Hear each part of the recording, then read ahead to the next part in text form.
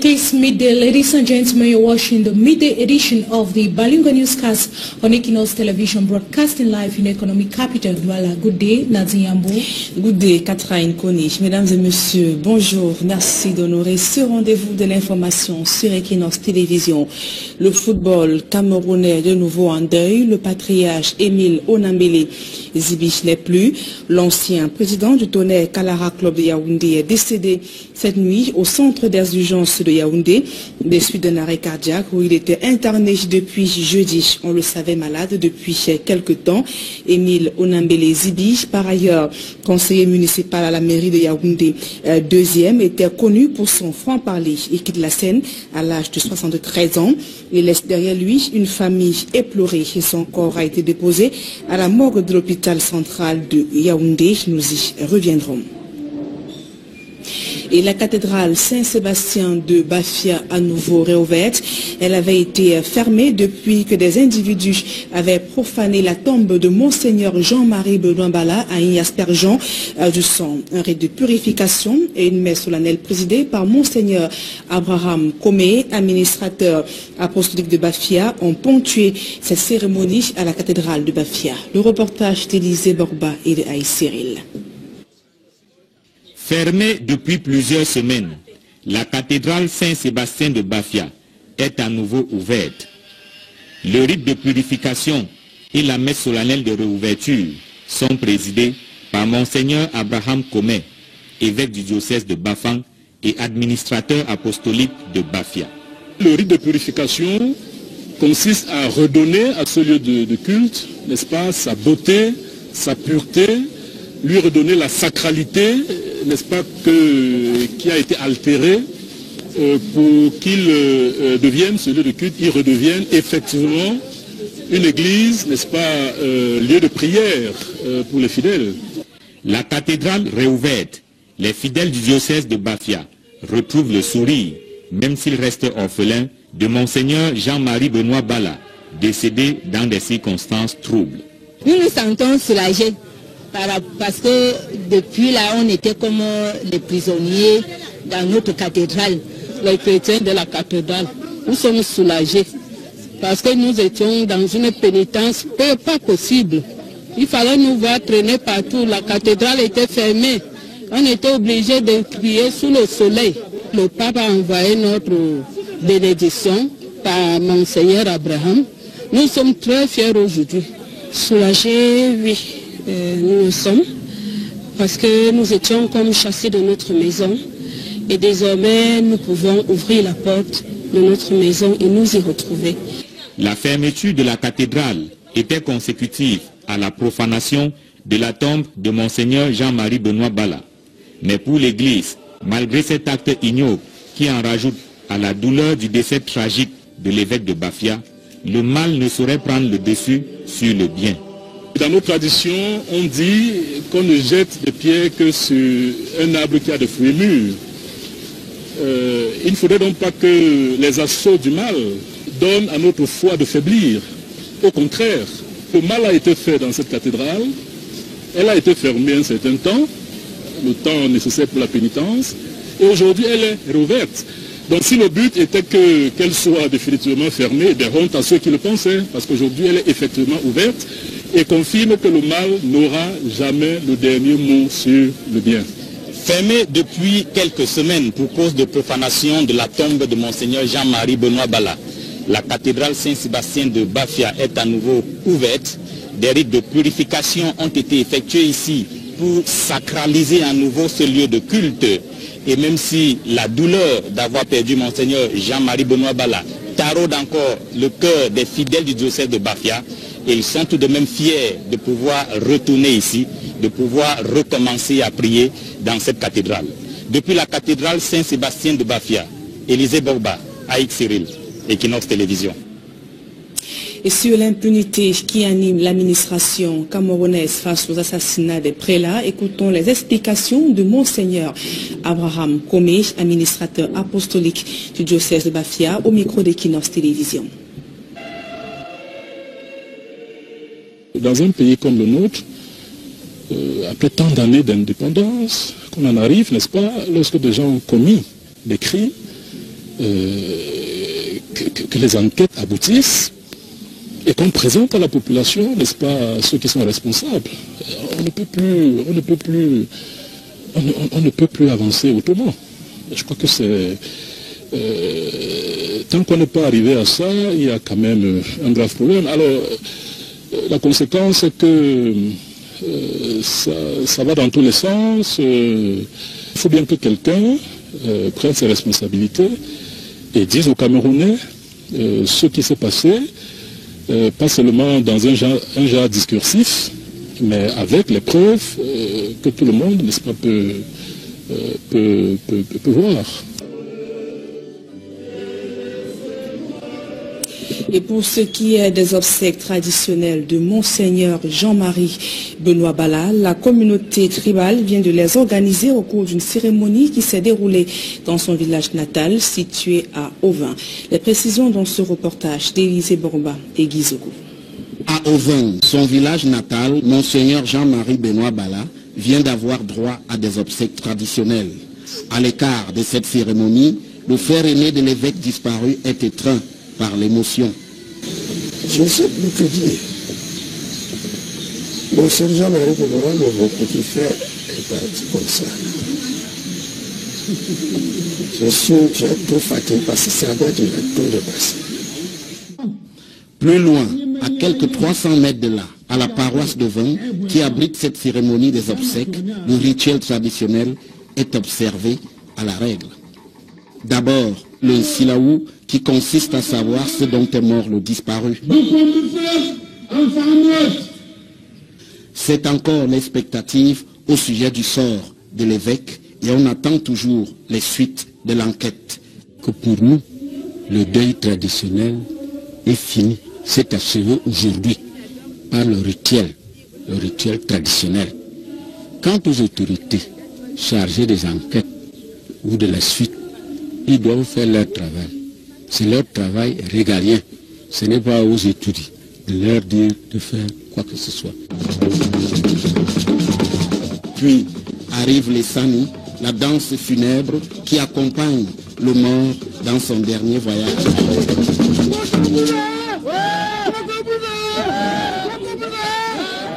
La certitude est donc faite que tout est rentré traditionnellement dans l'ordre pour Monseigneur Jean-Marie Benoît Bala. Je suis certain que les deux mondes, le monde de nos ancêtres, le monde des morts et le monde des vivants, nous avons pu délier Jean-Marie Benoît Bala afin justement qu'il puisse entrer dans la plénitude de la vie, dans la plénitude du sacerdoce.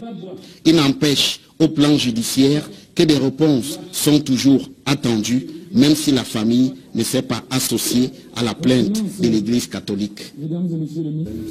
L'Église catholique a porté plainte, tout en suivant la procédure. Nous n'avons pas été partie liée à ce procès. Donc, nous suivons la procédure, encore que la mort d'une personne déclenche automatiquement une enquête criminelle.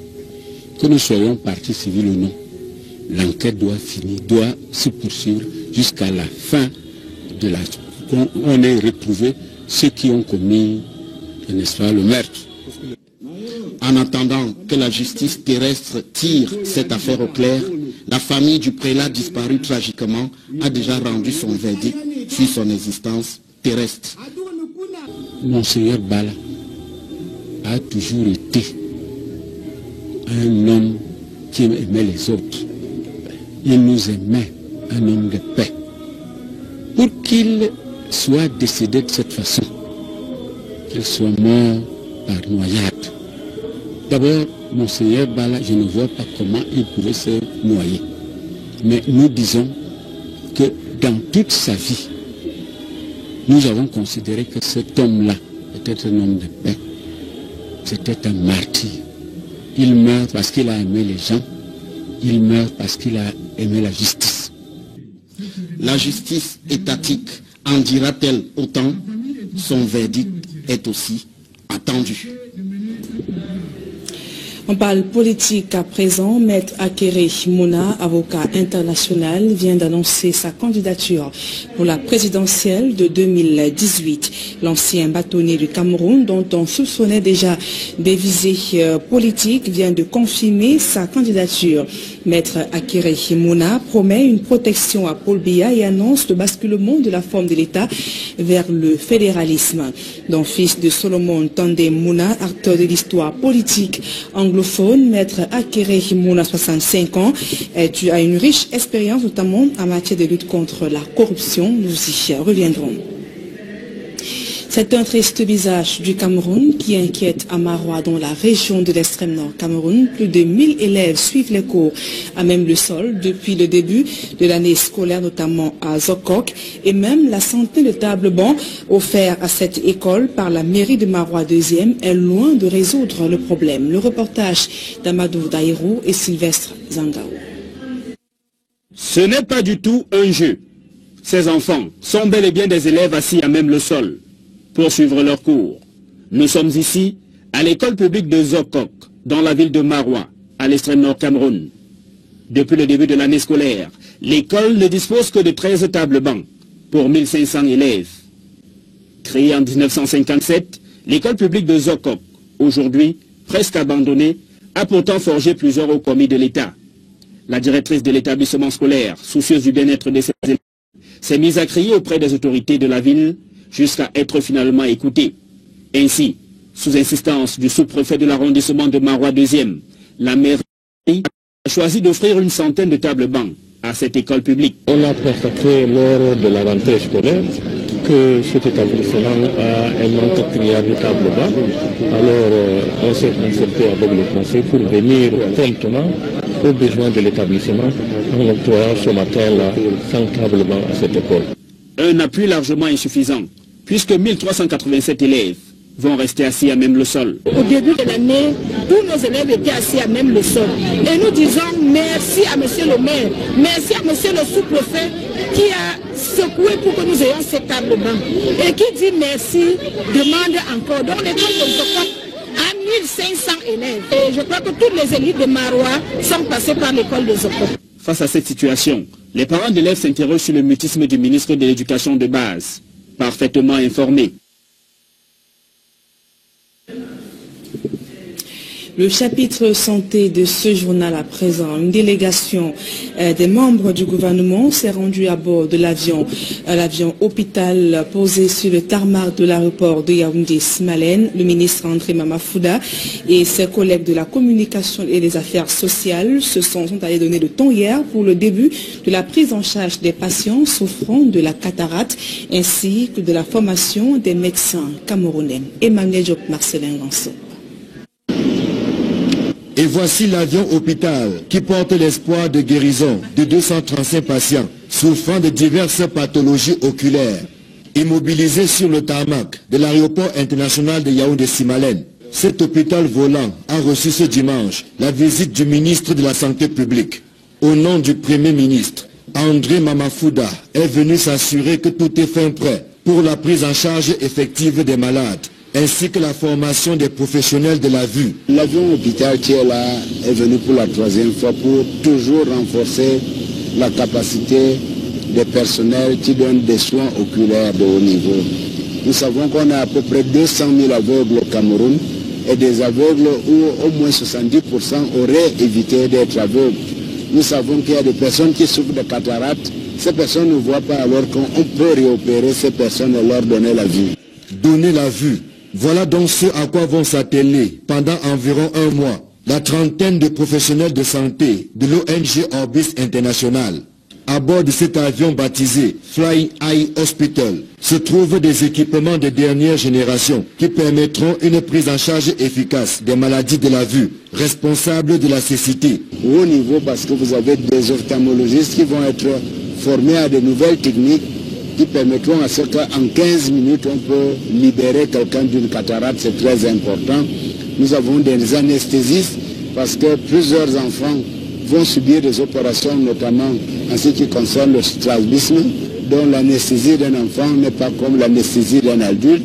Et enfin, on a ces équipements qui sont des équipements nouveaux dont plusieurs sont en train d'être acquis pour le compte du Cameroun. Il est bon qu'on ait des maintenanciers, des personnes qui peuvent garder ces équipements en bon état. Il est question de renforcer les capacités cliniques et opérationnelles d'une 80aine de professionnels de la vue venus des hôpitaux publics disséminés sur l'ensemble du territoire. La mission humanitaire Orbis International entame la prise en charge des maladies oculaires alors que le 12 octobre prochain, le Cameroun se joint à la communauté internationale pour célébrer la journée mondiale de la vue. Occasion d'attirer l'attention du public sur l'importance d'une prévention efficace contre la cécité, en particulier la cécité infantile qui fait des ravages au Cameroun. Actualité sportive à présent, malgré la performance de Franck Pangop, auteur du deuxième but des Lions indomptables du Cameroun ce samedi face à l'Algérie, le sélectionneur national insiste et persiste à dire que les joueurs du championnat local n'ont pas le niveau de l'équipe nationale. Hugo Broos affirme également qu'en battant l'Algérie 2-0, le Cameroun reste debout. Joël Sengue à Cyril. Entré vers la fin de la rencontre, France Pangop, l'unique joueur du championnat local, inscrit un but sur sa première touche de balle. Et Hugo Broos de dire qu'une nouvelle chance lui sera accordée au cours des prochains regroupements. Ses prestations et surtout sa mentalité sur l'entraînement étaient très bonnes. Et pour ça aussi, aujourd'hui, que je l'ai mis les dernières 10 minutes, parce que ça c'est le moment de donner la chance à un jeune. Là, il ne peut rien faire de mal. Rien. Maintenant, après, il aura sa chance une fois, ça c'est évident. Pour autant, il ne faut pas s'enflammer. Malgré la performance du sociétaire de l'Union sportive de Douala, Hugo Broos reste convaincu qu'il n'y a pas de comparaison à faire entre les joueurs locaux et les joueurs professionnels. Entre être un bon joueur local et être un international, il y a encore une grande différence. Parce qu'un joueur local, il faut l'essayer. Il y a une grande différence entre ce match d'aujourd'hui et le match enfin le championnat fini, mais un match contre Canon et je ne sais pas quoi. Il y a une grande différence, le niveau est beaucoup plus haut. Mais si demain je prends des imprimes et je le mets par exemple sur le côté gauche, et aujourd'hui il fait un match désastreux et on perd le match, tu vas dire coach, pourquoi tu mets un jeune qui joue ici dans le championnat local? Tu l'as vu, il n'est pas prêt. Donné pour mort au lendemain de la CAN 2017, les Lions indomptables sortent à nouveau leur crinière. Pour Hugo Broos, la victoire sur l'Algérie est la preuve qu'un lion ne meurt jamais. Ce qui se passait aujourd'hui sur le terrain, je pense que les joueurs ont montré qu'ils sont pour une équipe. L'état d'esprit de chacun sur le terrain, mais aussi en dehors. Quand tu vois tout ça, on peut dire que l'esprit dans le groupe est bon. Et encore une fois que la base est là pour continuer. Éliminé de la course au Mondial 2018, le Cameroun avait besoin de redorer son blason. Hugo Broos affirme que cette victoire est la preuve que la sérénité est de retour dans le groupe. À présent, la deuxième partie de ce journal avec vous, Catherine Koni. Thank you, Nadine Yambo. Thank you, ladies and gentlemen, for staying with us on the second part of the Balunga newscast on Equinos Television. Christians of the Bafia Diocese of the Roman Catholic Church celebrated the traditional Sunday Holy Mass in the St. Sebastian Cathedral. The temple was shut down after some unidentified fellows sprinkled blood on the tomb of late Bishop Jean-Marie Benoit Bala, who died in an unclear circumstances. A purification rite to reopen the Bafia Cathedral took place over the weekend. Details with Wolanako. The doors of the St. Sebastian Cathedral of Bafia have been flung open again for Catholic faithfuls to pray, praise and worship.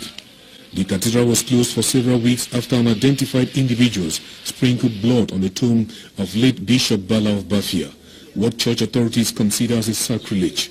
Catholic Christians of Bafia have expressed their joy and happiness following the reopening of their cathedral. Soulagés, oui, nous le sommes, parce que nous étions comme chassés de notre maison. Nous sommes soulagés, parce que nous étions dans une pénitence pas possible.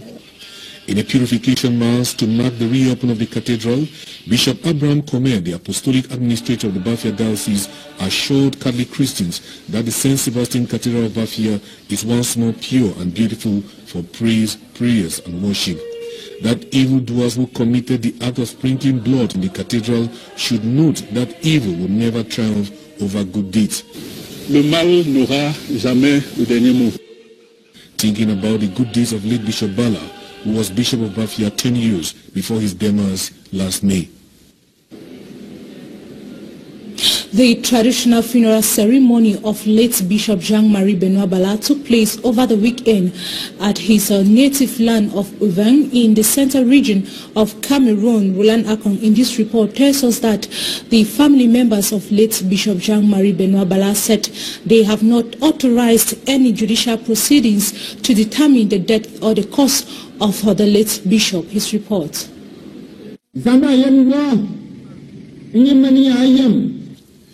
Given the brutal nature of his demise, the maternal and paternal families of late Bishop Bala of Bafia thought it wise to determine the cause of his death and purify the family through traditional funeral rites so that such an incident should not occur again in the family.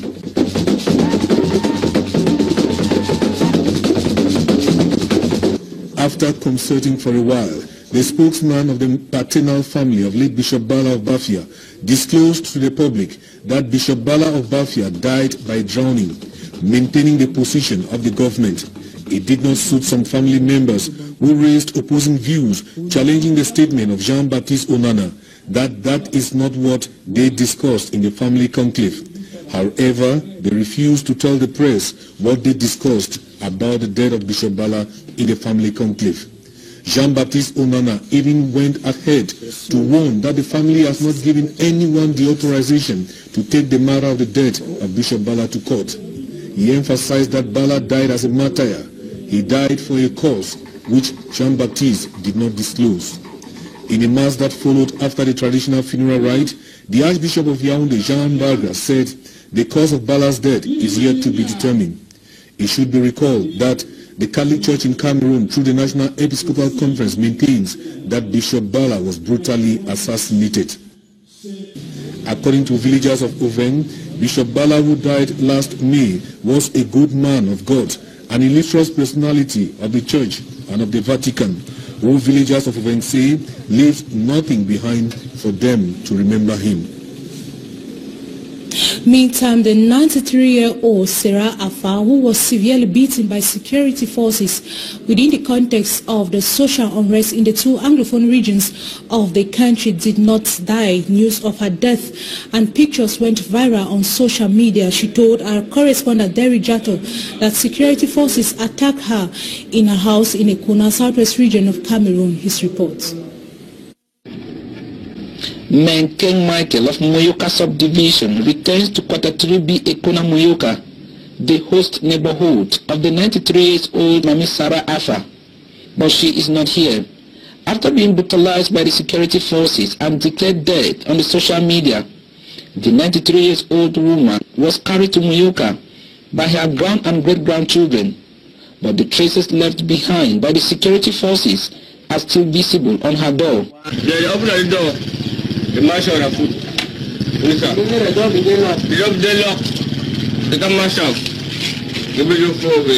Judging from what she went through, many say the fact that the 93-year-old woman survived the torture was a miracle.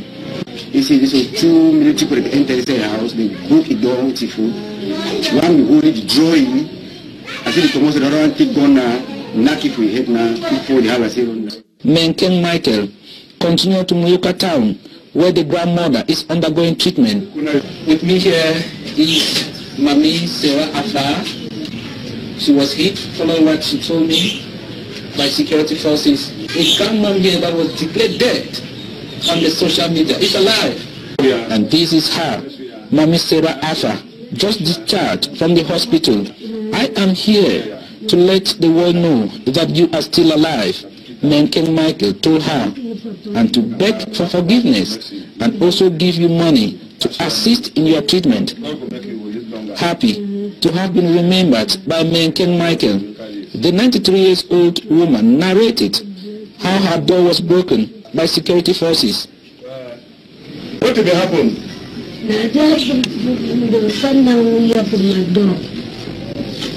So they come back to your door.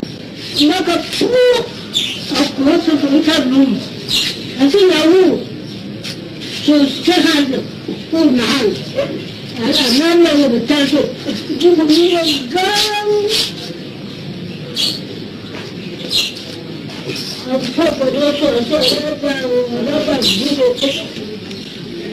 Any man they do it country we want to do because the whole world knows it, my man die. So I said no. I called doctor. Doctor told me say no. You become the treaty, you come up with us. Okay. I want to take my ICU. So I mean the world knows it, you know I die. Though responding to treatment, the 93-year-old Mami Sarah Afa is now fighting with her old age, the trauma and the pains inflicted by the security forces. If they she don't say office feel it make you be worried. It come out of the office to find way to say the money they say they have to give a token of 50,000 francs for the money for the upkeep. Then I believe and say it be a great thing we don't do.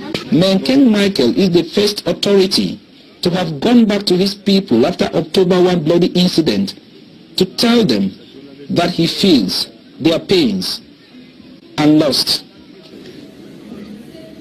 We now take you to Marwa, far north region of the country, where we shall be looking at the precarious condition of studies of pupils in some schools in that part of the country. Over 90% of students are without bench, whereas the school is the alpha matter of several elite in the region. The mayor of Marwa too reacted to the situation. Details with Mimi Mefo.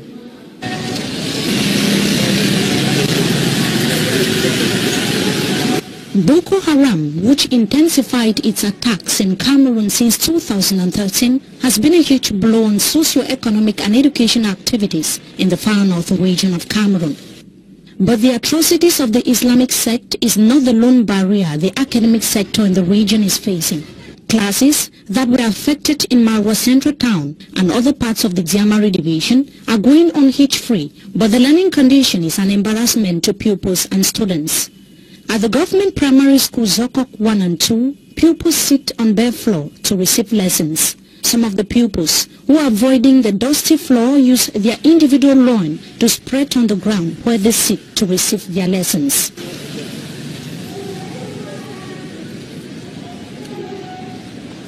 At the government primary school Kakatare, the learning environment is not any better.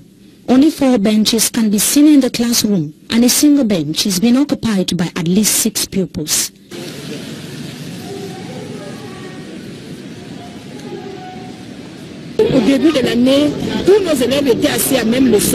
This situation has been going on since the start of the school year, as the headmistress of the government primary school Zokok explains.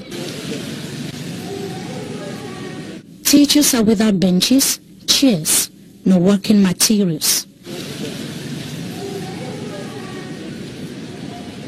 The schools, which have been existing for more than half a century now, are the alma maters of several elites and some officials of the current regime who have opted to remain silent. Elle est créée en 1957 et je crois que toutes les élites de Marwa sont passées par l'école de Zokok. The lone local official who responded positively to the plights of the teachers and the pupils is the mayor for Marwa too, who distributed 400 benches in 4 public schools in the area. The move to school heads is praiseworthy, though insufficient. Et 140 bancs déjà nous permettent déjà de faire asseoir ne serait-ce que le tiers des élèves. Donc nous demandons. The government primary school Zokok is counting 105,000 pupils, and 100 benches cannot be enough to meet the needs of the pupils and facilitate the learning process. And that brings us to the end on this edition of the Balunga Newscast on Equinos Television. Thanks for staying with us. Good day once more, Nadzi Yambou. Good day, Catherine Kone. Fin de ce journal, mesdames et messieurs. Merci de nous avoir suivis et passez d'agréables moments en compagnie de nos programmes.